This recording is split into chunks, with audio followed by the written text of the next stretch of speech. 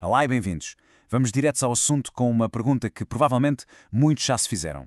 Por que é que pessoas inteligentes tomam tantas vezes decisões financeiras que parecem completamente irracionais? Por que é que se vende em pânico ou se compra no pico da euforia, mesmo sabendo lá no fundo que não se devia? Bem, nesta análise vamos desconstruir precisamente isso. O nosso percurso vai ser este. Vamos começar por desmistificar a ideia do investidor perfeito. Depois, mergulhamos de cabeça nas armadilhas mentais que nos sabotam. A seguir, vamos ver como é que isto tudo se amplifica quando estamos no meio da multidão. E, por fim, a parte mais importante, como construir um sistema para nos protegermos de nós mesmos. Muito bem, vamos a isso.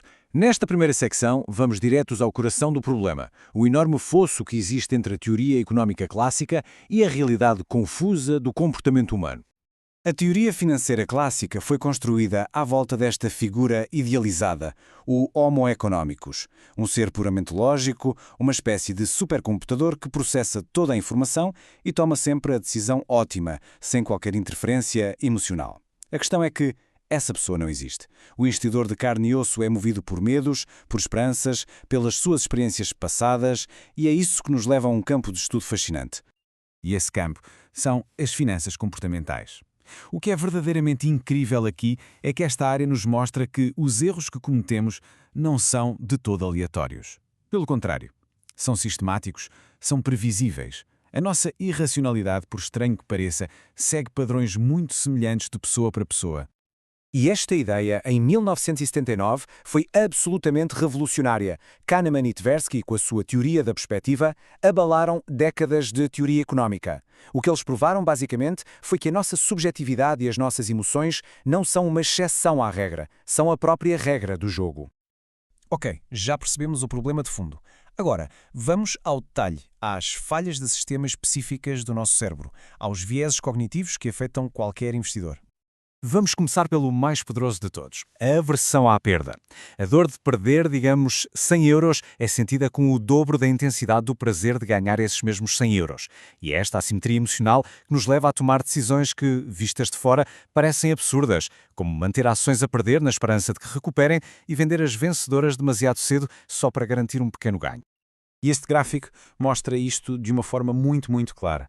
A barra da dor é literalmente o dobro da barra da felicidade. É por isso que o medo de perder é um conselheiro tão perigoso nos investimentos. Amplifica a ansiedade e empurra-nos para decisões precipitadas. O segredo, então, está em conseguir identificar estes padrões. A ancoragem, por exemplo, faz com que uma pessoa fique presa ao preço que pagou por algo, ignorando toda a nova informação. O excesso de confiança leva-nos a acreditar que somos melhores a prever o mercado do que realmente somos.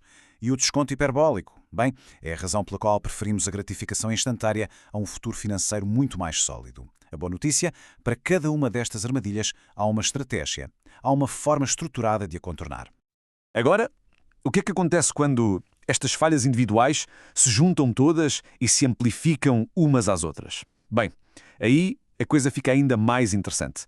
Passamos da psicologia individual para a psicologia da multidão. O famoso FOMO, o medo de ficar de fora.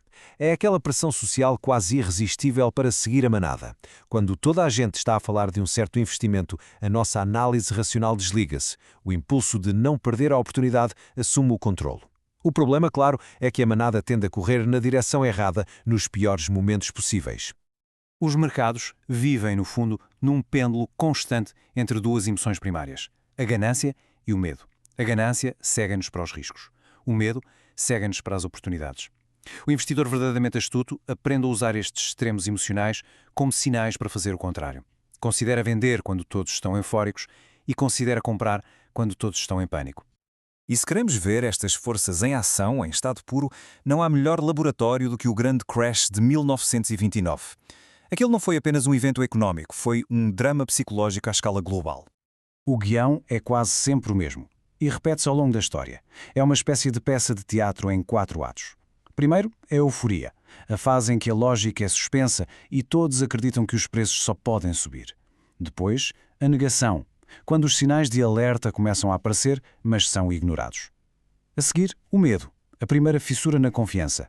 E, por fim, o pânico total, quando a manada corre descontroladamente para a saída.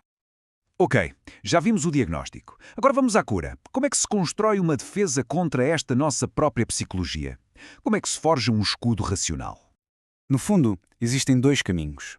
De um lado, o investidor emocional, que é reativo, vive à mercê das manchetes do dia e das suas próprias emoções.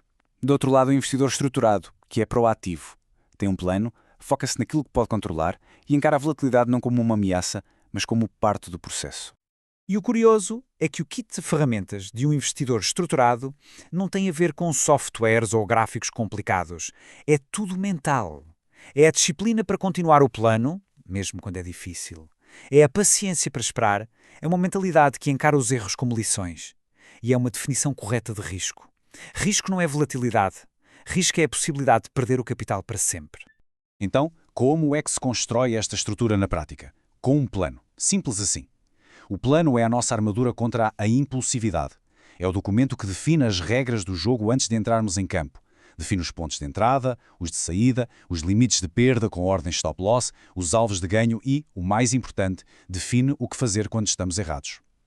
Depois vem a parte mais difícil. Executar esse plano com disciplina, aconteça o que acontecer. E agora chegamos àquela que é talvez a ideia mais poderosa de todas. Em vez de lutar constantemente contra a nossa natureza, podemos ser mais inteligentes e desenhar um ambiente à nossa volta que nos guie, quase sem esforço, para as decisões certas. Isto chama-se arquitetura de escolha. A ideia, no fundo, é muito simples. Em vez de tentar nadar contra a correnteza da nossa psicologia, construímos um pequeno canal que nos leva suavemente para onde queremos ir. Não se trata de forçar nada, mas sim de tornar a decisão correta a decisão mais fácil.